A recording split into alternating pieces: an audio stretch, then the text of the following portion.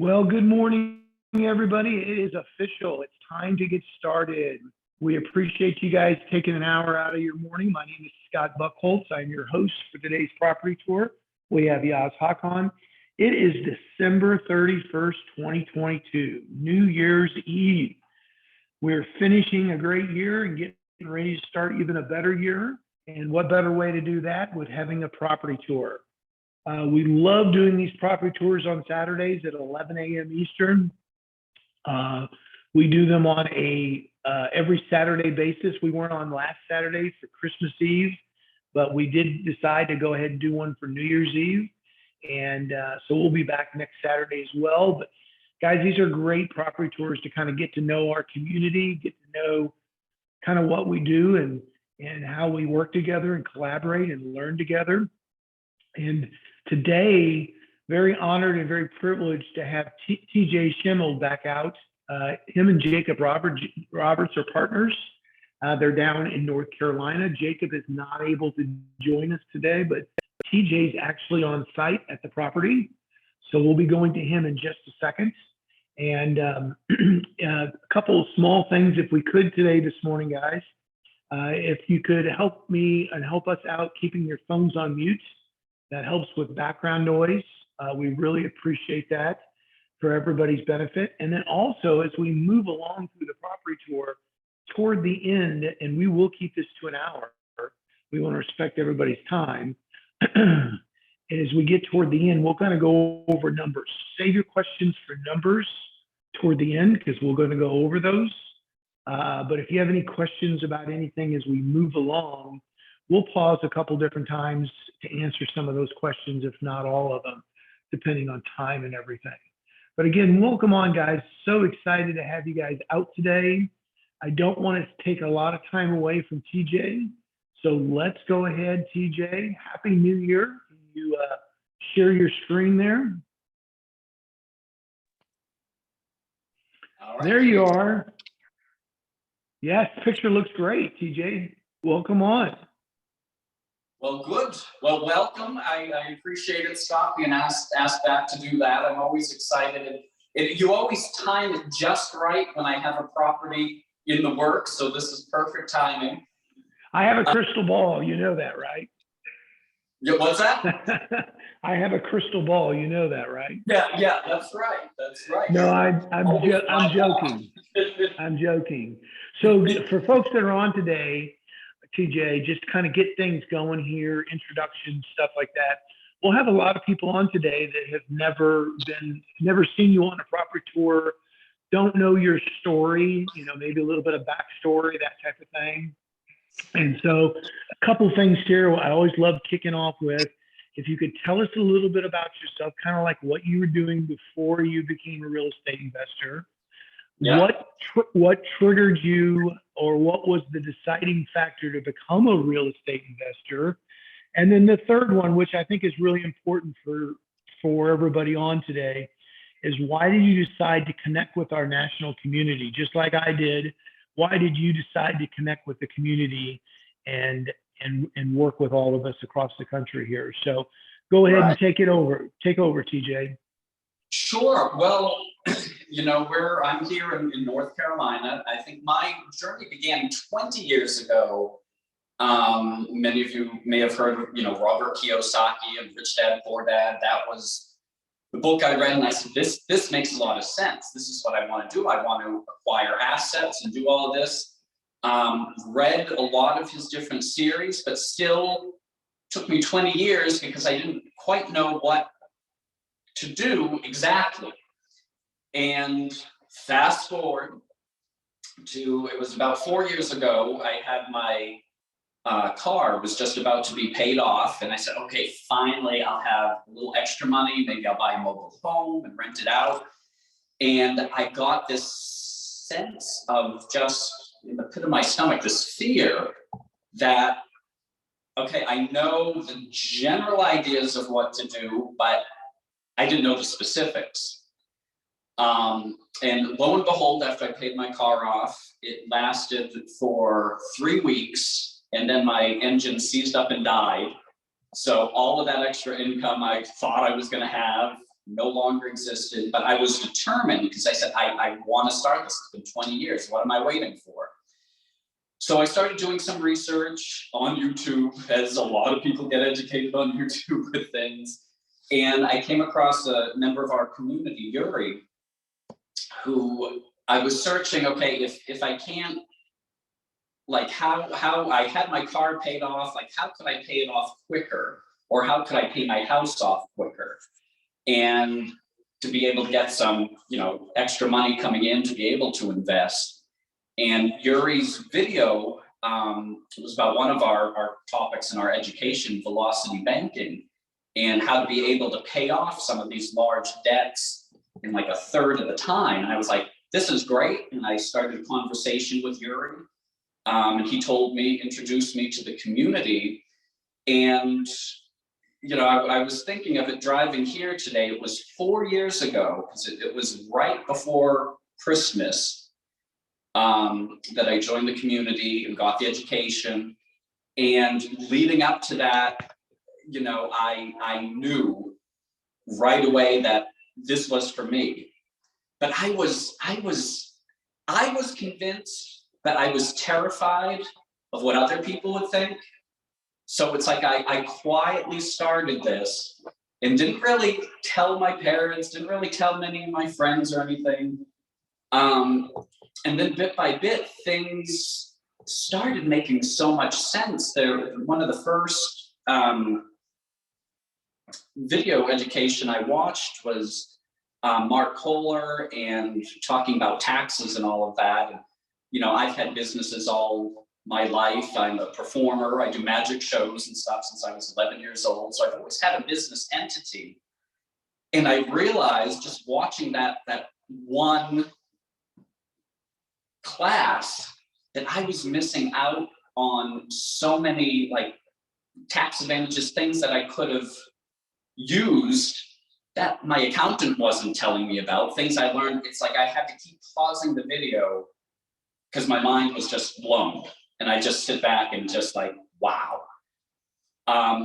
So I, at the time, was working full-time as a pharmacy technician.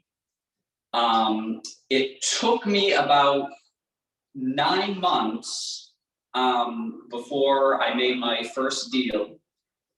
We had here in North Carolina, there's a lot of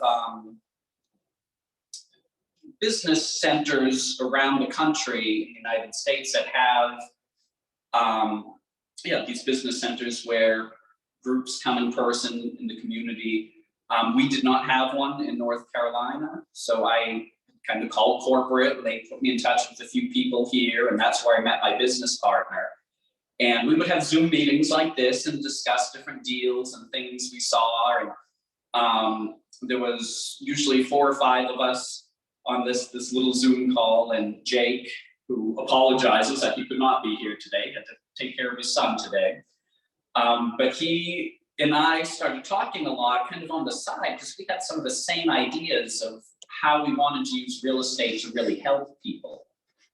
And Jake was telling me about an idea he had of finding like a larger house and doing it as a shared living and renting it by the room. And I said, yeah, I would love to do something like that. And a week later, he said, guess what? I found the house. It's a duplex. There's 4 bedrooms upstairs, 5 bedrooms downstairs. Do you want to go in on this with me? And I was nervous. I was excited. It was all of that. And that was the beginning. So we started out with one house, fixing it up, renting it out by the room. So instantly we had 9 doors.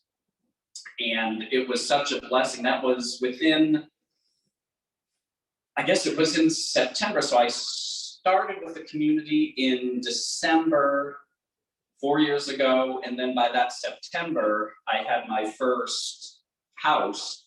We fixed it up, rented it out. And as they say, the rest is history.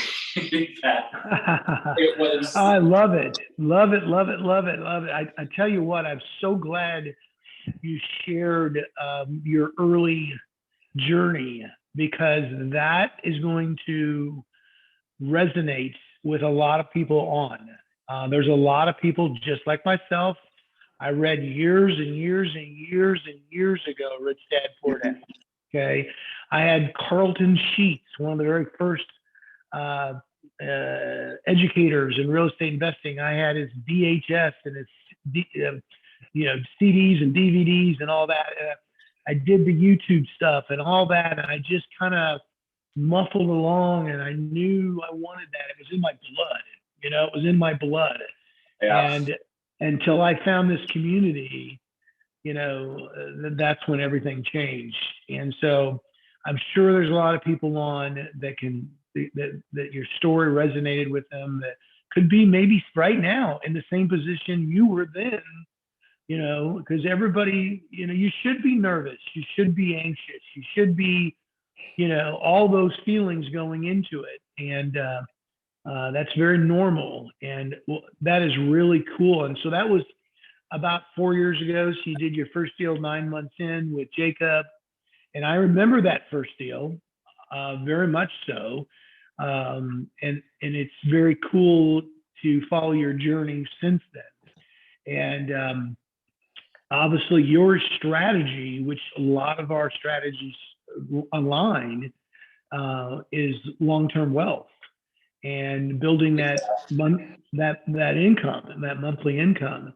And what a great way to start off with 9 doors in a controlled 1-unit building. That's just that's a great way to get started. Not everybody's going to be that fortunate when they first get started, but that's awesome. And since then, you've done several other rental properties, and today you're at a property that actually our flyer that we sent out said fix and flip, because it could be a great flip, but as you're going to tell us, it's a much better long-term hold. So I'll go back to you and kind of tell us how you found this deal and how you analyzed it. And you've done a few deals, so obviously you've got some experience behind you on how to run the numbers and how to analyze it, because there are several things in our business, but one of them is this. I love what you said earlier, is multiple exit strategies, multiple outs, I think is what you called it. Yes. As we were talking before everybody came on, that every house I look at, and so it was like a year and a half after getting the education, being introduced to the community, seeing like step by step with the classes, what you needed to do, what I needed to do, being able to use the community and talk with other people and work together. Got us that first deal. We did a fix and flip shortly thereafter, and within a year and a half, I ended up quitting my full-time job and now doing real estate full-time. And so when we look at, and Jake is a wonderful person to work with. He had done some real estate in the past before he found the education and community. He had done a lot of rentals in the past, but he didn't really know how to organize it. It was just a stress for him. So he sort of got out of that. He was doing fix and flips. So when the two of us matched up, he really had that same idea as me. We wanted to help people as well as build long-term wealth for ourselves. And so this property here, we're in Wilkesboro, North Carolina. When we went in initially, we had several different strategies that this would have made a great fix and flip because of the numbers, which we'll discuss at the end. And in fact, when I was putting the numbers together to send you, Scott, I said, yeah, maybe we should do this as a fix and flip, seeing the amount of equity we have in it. But we're looking more long-term. As we found too, it's about cash flow coming in, that we've done 2 fix and flips together. And of course it was during the pandemic. And so we had some trouble with contractors and different things in, but once we sold one, we were like, well, now we have to find another one. So then we'd get, good payoff, but then now we're back in research mode and trying to find something. So doing rentals has been great because we have the monthly income coming in. We're getting equity in the property this year. we've been refinancing a lot of our properties, getting some of that equity out and putting that into the next property. So this one here, it's actually a duplex that we were thinking of either fix or flip, renting it out, or even dividing it. It actually sits nicely to be able to divide into like a triplex. So we'll kind of walk around, and I think our biggest decision with this in keeping it is that, you know, there's a level of fixing for fix and flip that we would put more money into it than a rental. So we'll see this. We kind of just finished right before the holiday. We have a property manager in place that's going to bring people in to like do like the detail cleaning and all of that. So it's pretty much ready. There's a few little details. But we'll start kind of walking through here. So when you come in, we have the foyer here and the upstairs. And when we were thinking of dividing this up into 3, you know, to kind of wall off this area so people could come in the front door, they'd have an apartment upstairs, the main floor would be a second apartment, and then the basement is a third apartment. But we decided, you know, talking with the city and everything, trying to get, again, cash flow, it's all about cash flow coming in. The greatest point to get the cash flow would just be renting it out as is, and that's always an option down the road. So this is the living room. We had, when we purchased this too, there was a lot of junk in here, just left by the previous tenants, the previous landlord. You know, we had furniture and everything, which we moved down into the basement. So that's a possibility to either, we're thinking of either renting it to the people who want to rent the space to us, or selling that, so we're getting some more kind of extra money coming in. We didn't do too much to this, the living room, because it was in fairly good shape. Coming in here, I think we did the most work. This is sort of I guess a bedroom, we're calling it. This here, and I think some of the pictures on the poster may have shown it, that this ceiling here had a lot of water damage. And after we purchased it, I came in and Jake had come in and started just pulling down the ceiling.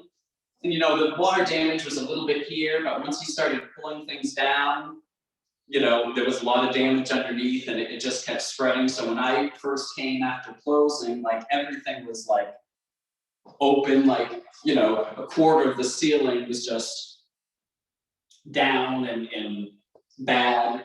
Also, this is kind of a really unique room with these kind of cabinets. There was a lot of water damage from the upstairs bathroom in here. I believe this house is a 1940s house that has a lot of these kind of really neat storage spaces that we were able to kind of fix up a little bit in there. And this is the first bathroom, so there's 3.5 bathrooms in the main room. We didn't do too much. We're going to be having people come in and do a deep cleaning with the bathtub. This sink, we still may replace this because it just has not been cleaning up with anything we do. Replace the toilet. And so a lot of people ask, like, we work close with different wholesalers, they're called.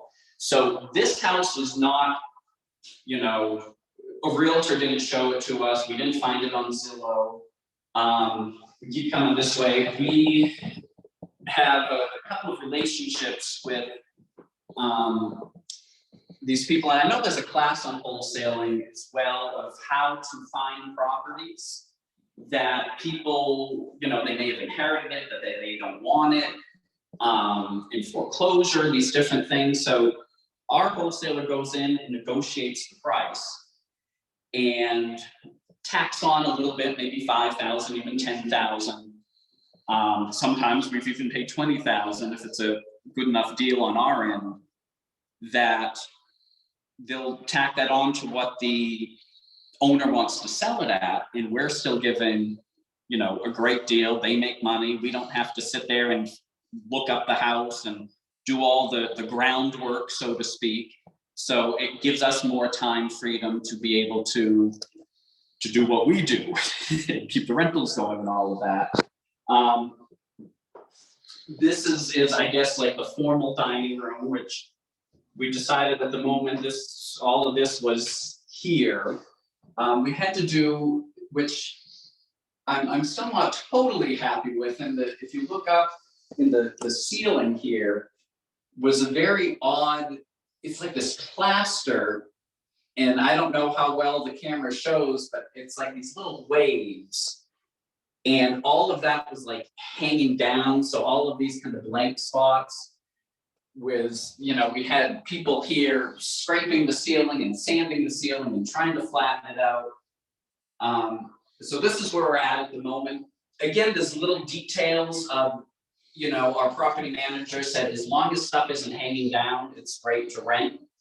But if we were using it as a fix and flip, we would have put more money into probably just redoing the whole ceiling itself.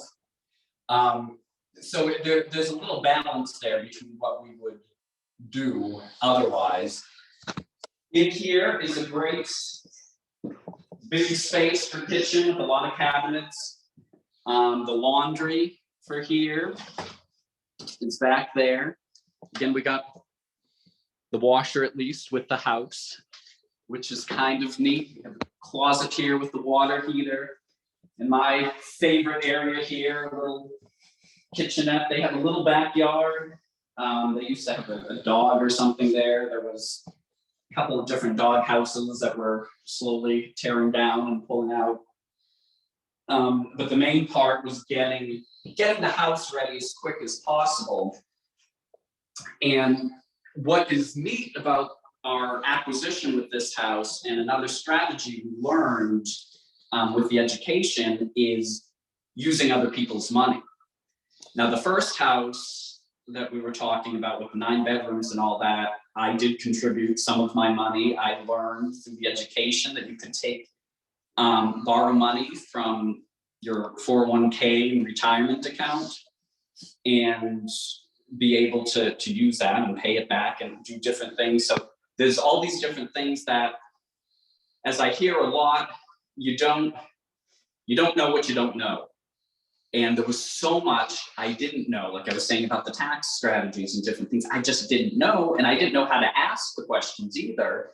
And my accountant wasn't giving me the information. So, you know, it's like eventually I moved on from that accountant, got another accountant.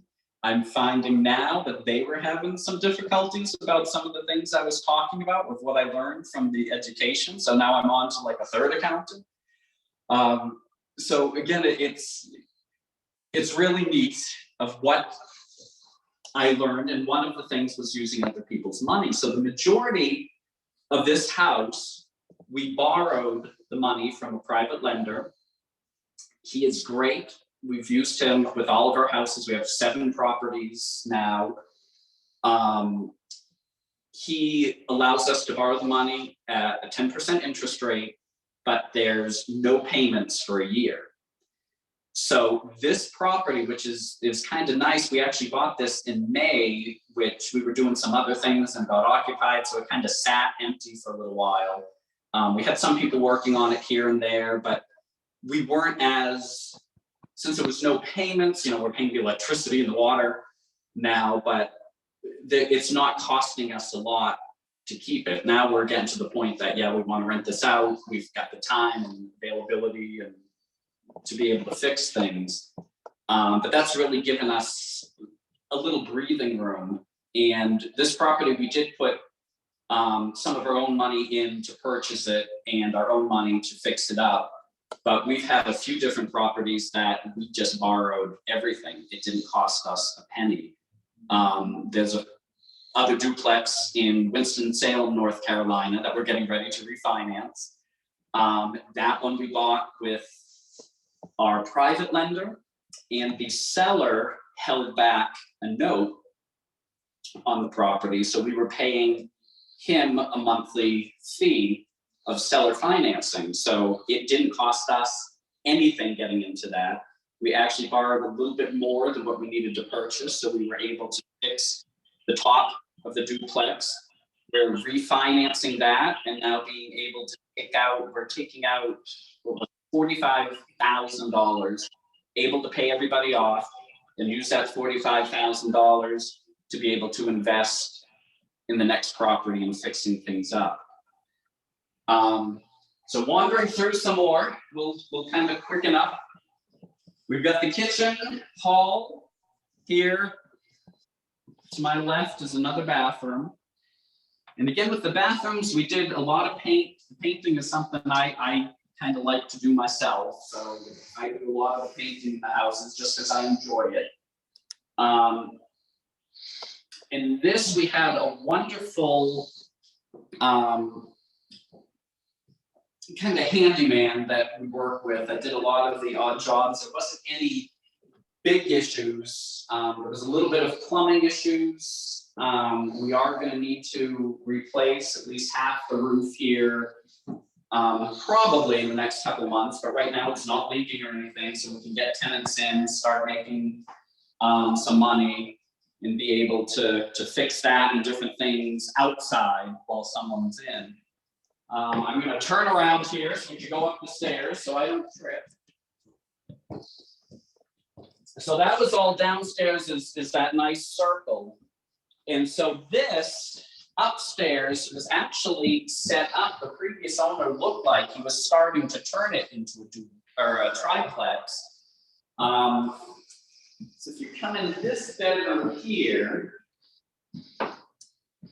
the kind of odd part of this bedroom is the old owner put the sink in here. So it looks like he was starting to turn this into a kitchen. So that was a possibility in our mind, that we could finish this off as a kitchen. But again, kind of looking at the numbers and the funds we had available and all that, it makes more sense for us right now to just rent this whole top part out with the five bedrooms, 3.5 baths, all as one. We have another full bath here. And we have the very interesting part of this house. If we come out here, I've got to shut this so we can get by. I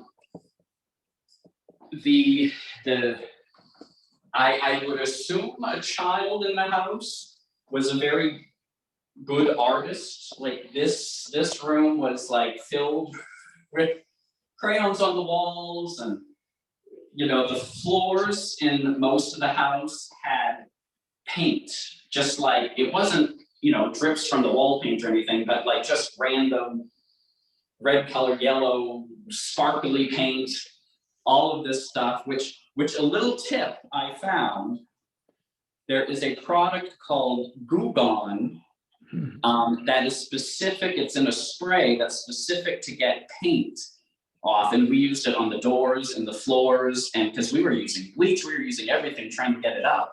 But I found that at Lowe's, Goo Gone, specifically for like acrylic and latex paint. Again, we have these really interesting closets, which I really love, the big closets here.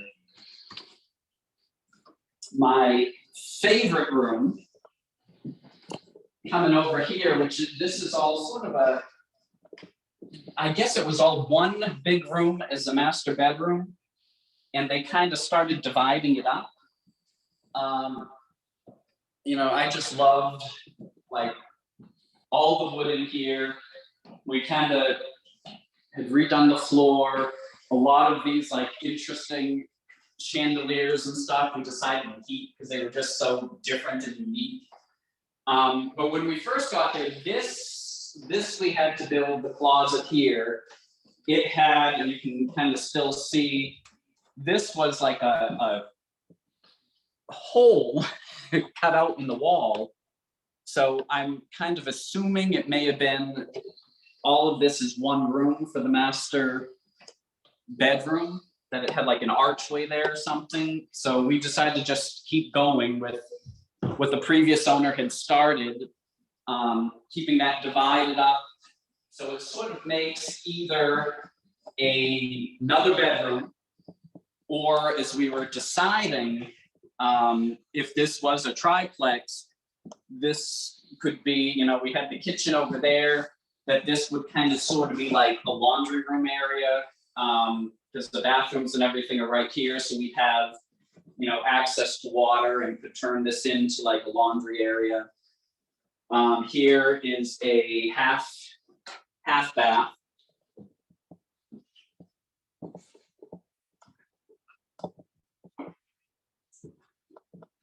And so there's a lot of little things, like, you know, some of the light fixtures we've still got to add in. For some reason, like a lot of them like this are just missing the dome of what was there. So that is upstairs, and we'll go downstairs into the second apartment. We do have to walk outside here. And I don't know, are there any questions there coming up, Scott, that I could answer while we're in transition here? Well, TJ, you had mentioned you have a private lender as your partner on this particular deal. Now, is your plan to actually rent this out and then refi it? Yes. So we have, like I said, with the private lender, he gives us a year with no payments. So that gives us plenty of time to fix things up, to get people in, to get it cash flowing, which looks, we just recently too found out there's kind of two different appraisals. There's a general appraisal when we're refinancing one of our properties that we also rent out by the room that has 5 tenants in it. That property also has a big kind of work garage in the back that used to be like a workshop that the previous owner had used. And we had it appraised one way, which they just looked at the land and the buildings and there was the price. And we learned there's a second appraisal, I don't know what it's called, but a little more in depth that takes into account not only the property and the land and the buildings, but the actual business inside. So how much money that's generating and the potential, which we're not renting yet, in the back of how much that as a commercial property would rent. And so that got us a lot higher up in the appraisal. So we're able to take enough money out. It's still being covered. You know, our mortgage on it is still covered greatly, you know, working all our numbers, make sure it works. But, you know, the tenants are covering the mortgage. We're able to repay back our private lender. Any monies that contributed to fixing it up too, we're able to pay that off of however, or pay ourselves back or the business back, and then get out some extra money on top of that where we use to fix up like the downstairs here as what we're fixing up for there. So we are gonna go this way, and you can kind of look, kind of show a little bit of the outside. We've got some people coming that are going to trim. Actually, our next door neighbor here, which you can kind of show them his, we've been allowing him to use our driveway there. He is actually interested in renting the entire house for his daughter, and I guess he's got somebody else that might be interested for the upstairs. So it's always encouraging to talk to your neighbors, and with his whatever that's called, the bucket crane thing, he's going to cut back a lot of these trees that are hanging over the house and doing some of the stuff, cleaning the gutters and things. Like he said, get him a quote and he'll charge us half the price. So it's always good to talk to others to see what possibilities there are.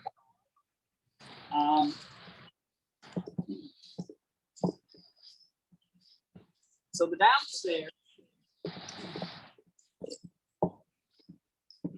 and this was turned into a duplex, so it's got its own driveway, their own mailbox. This part was started to be rebuilt.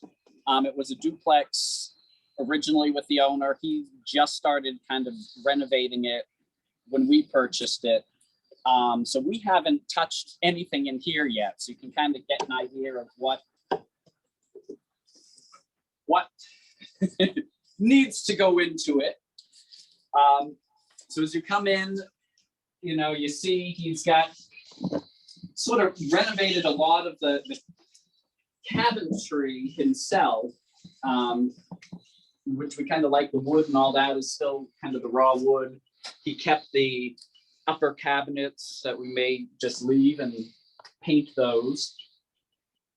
He had ripped out all the floors, so we have the flooring to do. You know, this has all separate utilities and everything, which is perfect. This living room area.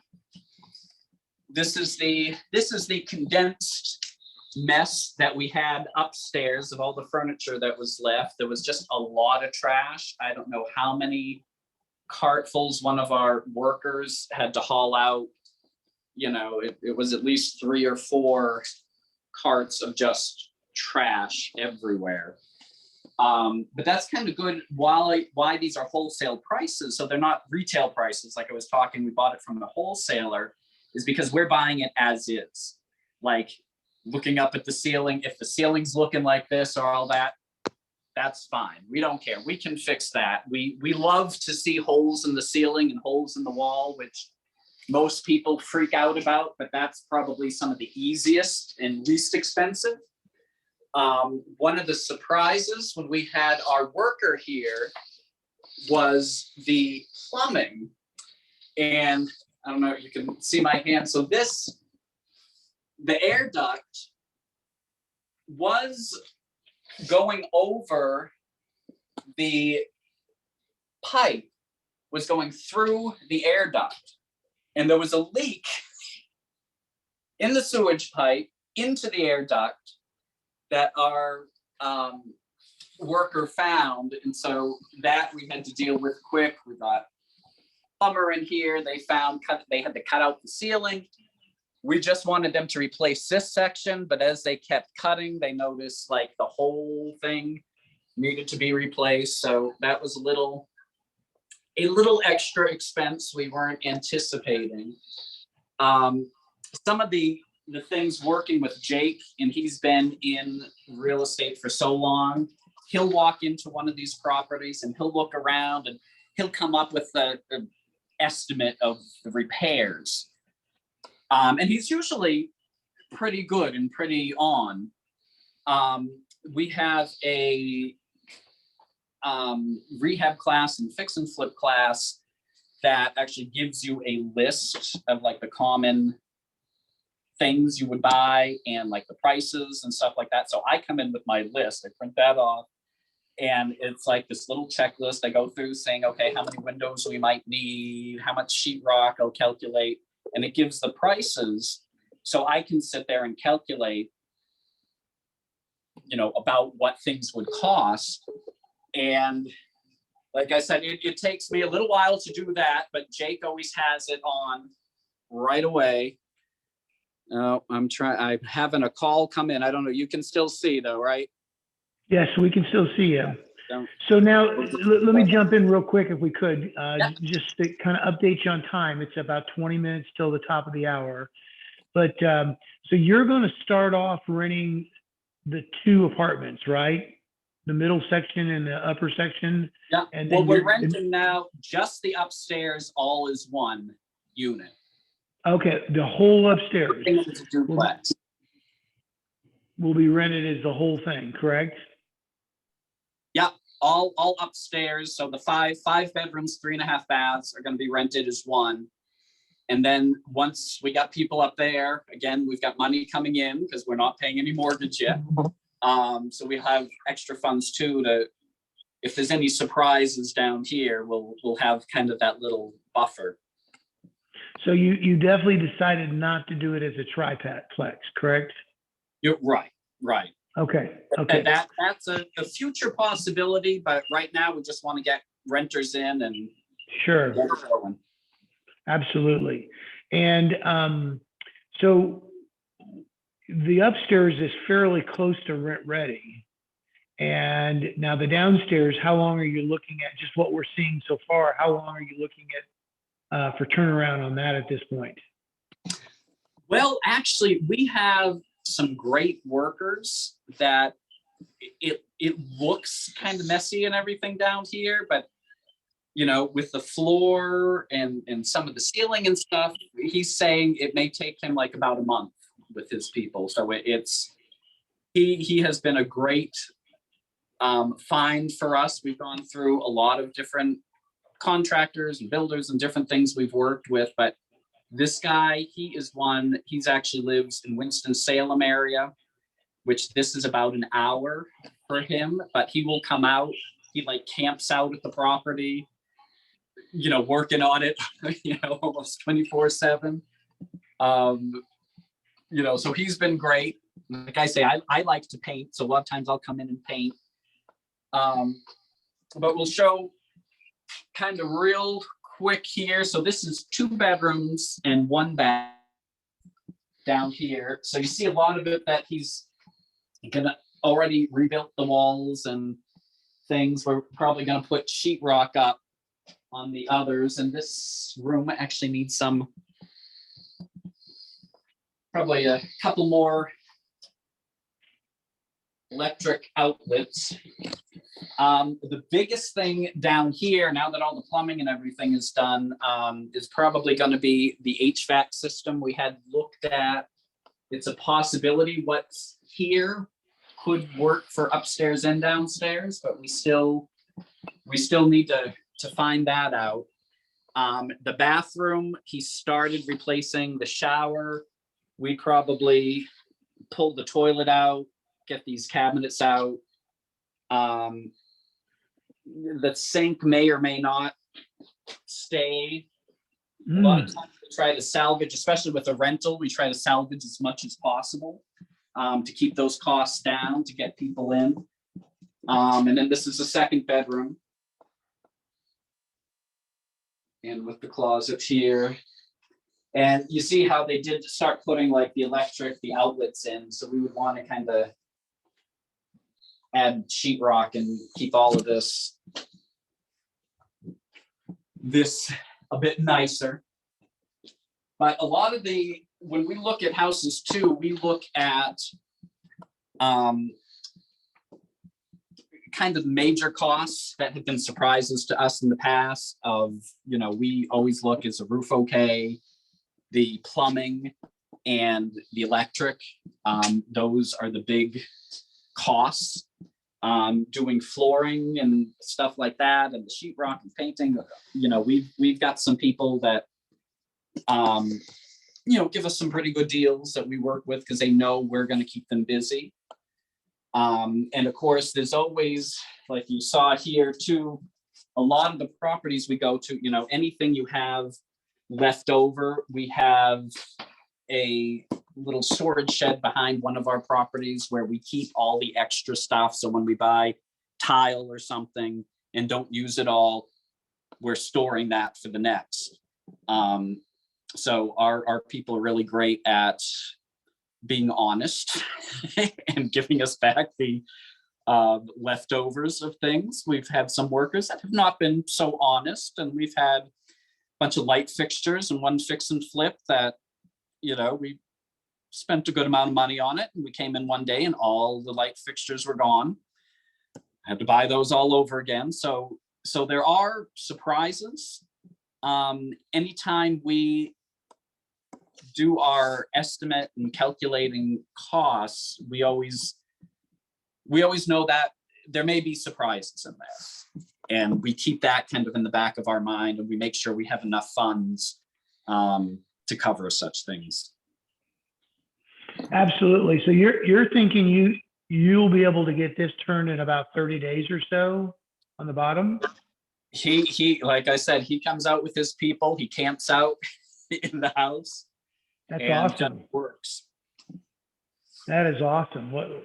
That is a great, and this is a contractor you've used before, so you've been building relationships with him. Yes, yeah, Well, fantastic. has been great. We're gonna go upstairs where it's a little warmer for us, and I don't know, you have the numbers and all that, right? Yeah, absolutely. We'll get to those. Can you hear me as you're walking? Yep, I can. Okay, fantastic. So, go ahead and continue to walk there. Looks like it's been raining there like it has been here. Yes. One of the questions I got directly sent to me, it wasn't on the chat room, it was sent to me directly. That one bedroom in the basement, are you going to have any problems with egress on that, since there's not really truly an egress window in that bedroom? Well, the town say here, pulling my cameraman along, which I'm very appreciative. Say that again about the window. In the one of the bedrooms downstairs, you showed us that had like the cedar closet that the seller had built. The window that's in that basement bedroom there are you going to have any questions or problems with egress on that?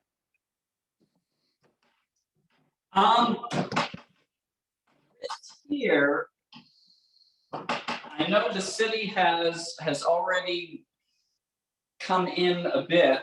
Let's go this way. The city has come in initially when he was doing a lot of things, and I believe that was okay. That was not something at least disclosed to us, but we would certainly, get someone to come in and make sure everything's good before we would rent it out. What they don't show, like that, the downstairs too is about 3/4 of the basement. There's still kind of room off behind the big walls there in the bedroom. So if we need to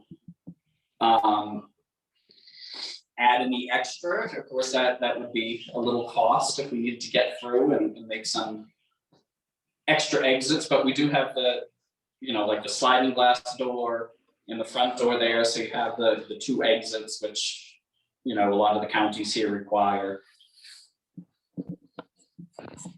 Awesome. So let's go ahead and, as it's about 10 minutes to the hour, TJ, let's get to the numbers, because everybody's always excited to see the numbers.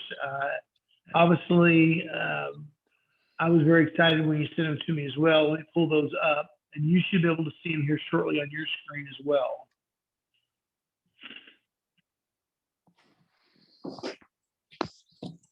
Yeah. Are you able to see those okay, TJ? Yes. Which I thought very interesting when I'm always very thankful that you type out those and put those up, because after the first house I could tell you everything about that, but house number 2 and 3 and 4 and 5 and 6 and 7, I start to get lost what we spent where and all of that. But this was, as we said, we kind of used 2 ways of acquiring this. So our initial, investment, the acquisition price there, $133,000.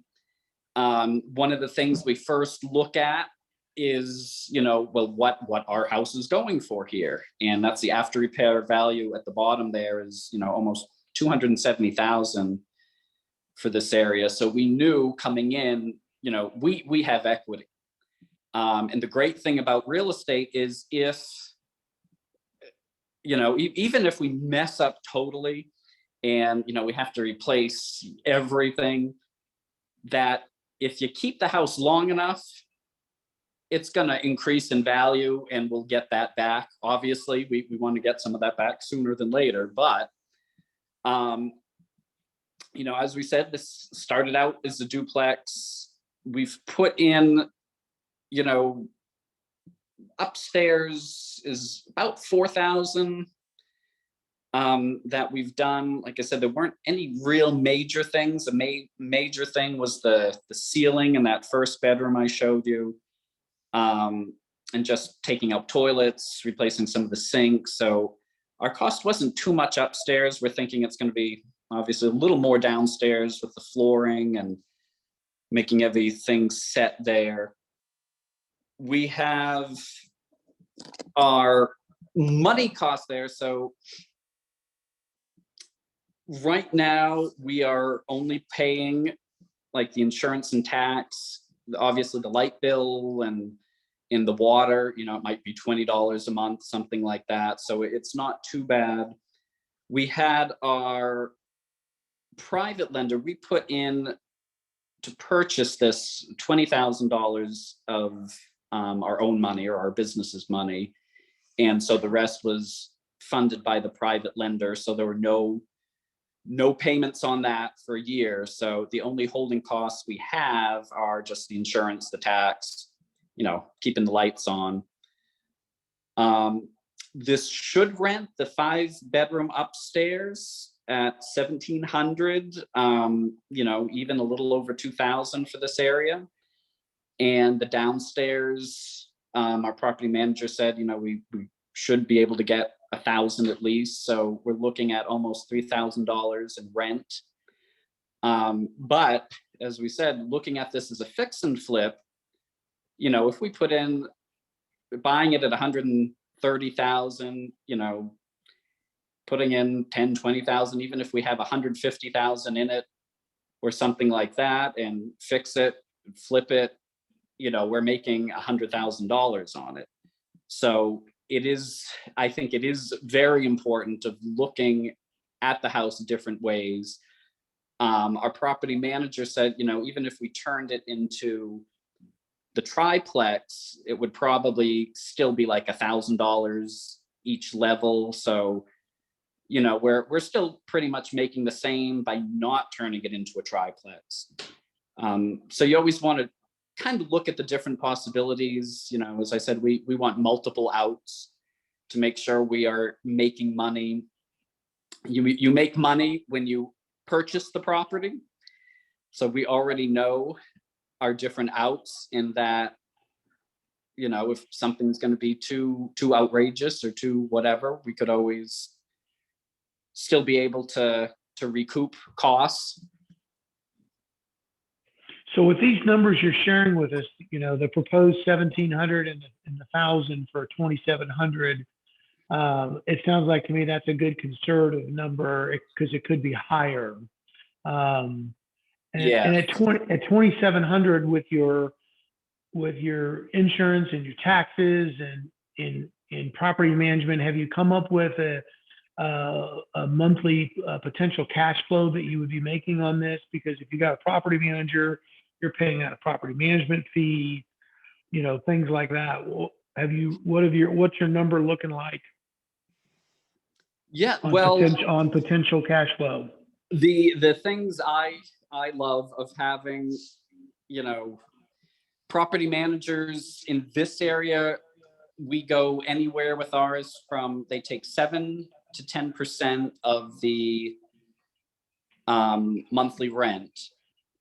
And so, you know, it $3,000, say if it's the 10% would be 300. I always like to try to do rounder numbers and give some buffer room there.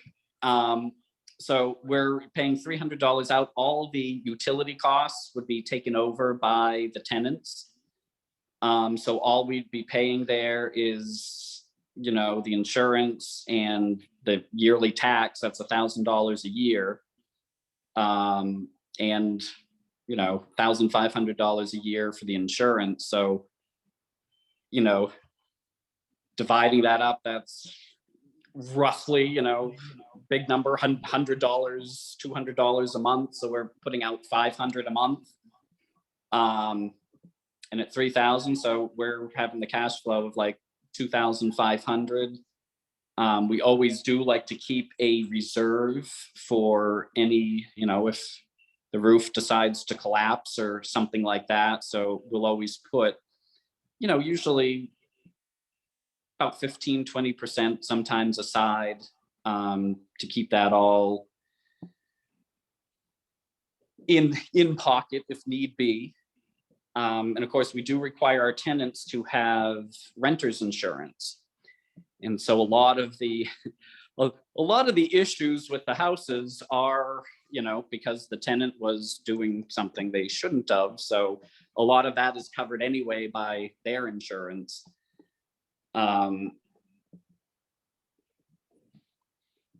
So yeah, so you figure,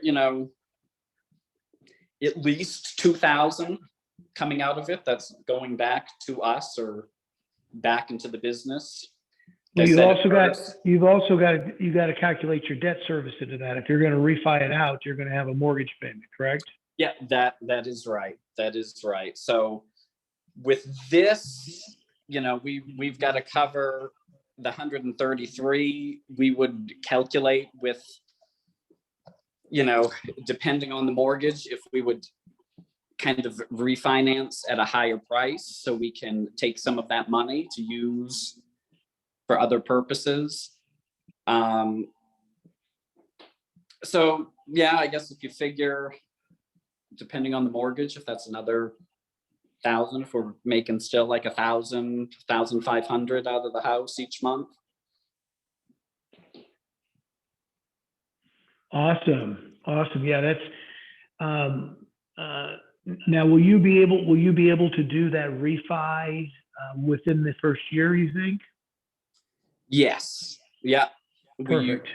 We always do it. Actually, we're usually pretty good. And once tenants come in, and especially we make sure we have a year's lease that looks better on the appraisals and everything for the banks and mortgage companies and things we use. So we've only had one of our houses that we had to kind of extend our deal with a private lender for a few more months that wasn't able to get it right away at a year, but we've been able to do it with all our other properties. Well, it sounds like to me, to kind of wrap things up as we're getting at the top of the hour here, TJ, you still have in your mind, you could flip this property. Obviously, you're doing the repairs right now to hold on to it, because in most cases, what you do in getting it rent ready compared to what you do to flip it to try to maximize your ARV are two different things in a lot of times. So you guys are definitely going toward the long-term strategy, which I fully understand. Because yeah, even if probably would not keep the orange color here with the no, if we were flipping it, we would have that all painted. Yeah, but I was running some numbers as you were talking there. Even if you're, with a mortgage payment, taxes, insurance, the maintenance fee or the property management fee, even if you're putting back, 8 to 10% back as in a maintenance or capex account for future expenses, you'll still be cash flowing somewhere between $500 and $700, and that's really nice on a single property. Plus, like you said earlier, you've got the equity in the property, you've got obviously the appreciation, right, and the depreciation you're getting. So there's a lot of different things that you're able to use on this. So TJ, wrapping up here, what would you, if I was like, asking our featured investor if they could share something, like, I don't want to call it advice, but, if you got people that are, trying to make a decision on getting started in real estate, getting involved in our community, connecting with us, learning the same education and gaining the knowledge that we've gained, what would you leave everybody today with as far as a final remark? Yeah, well, as I said, there was a nervousness for me to get started. But I eventually got to that point that I wanted to start and just jump in and learn all I could. And I wish I had begun earlier. Like, this is 4 years in. And I'm thinking if I had found the community and this education earlier, I should have done it. You know, my embarrassment about starting it and trying not to tell anybody, you know, that quickly, after watching that first class, it's like, I just wanted everybody to know, you know, these tax strategies and all of that, you know, this is the education, the essentials of the education, you know, how to buy a house basically. And all of us at one point or another are either renting our own house or buying our own house. In the essentials program, there is everything you need to know to become a homeowner, if it's for yourself or for doing this and renting it out and being a investor and a landlord. So I would have wished I could have started earlier and just not been as scared. And, you know, now people see what I do on Facebook and everything, and they want to know how, you know, how do I do this? And this is it. I could have learned all this on YouTube, but it would have taken me another 20 years before I did anything. So having everything together in the education, but the main part are the people, and being able to ask, you know, the educators questions, being able to ask people in the community like yourself, Scott, that have done different things that I can come to and ask, well, what do you think of this? What do you think of that? That you're not alone. And I felt like I had to do it all myself. And I'm realizing, no, there's a community. We can hire people to do the painting and do the different work that I can't do. You can hire a property manager to take care of the tenants, so you don't have to worry about everything that's happening. So yeah, that's about all of it in a very big nutshell. Well, TJ, this has been a great tour. It's a great way to end 2022. We really appreciate you sharing your deal and your property with us. Super excited to have you out on the next deal. And for everybody on today, we will be back next Saturday. Wish everybody a great New Year's Eve and a great New Year's weekend. And look forward to seeing everybody in 2023. Hard to say that, 2023. Right.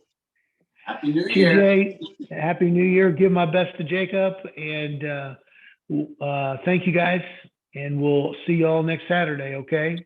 Happy New Year's, everybody. Bye-bye. Bye.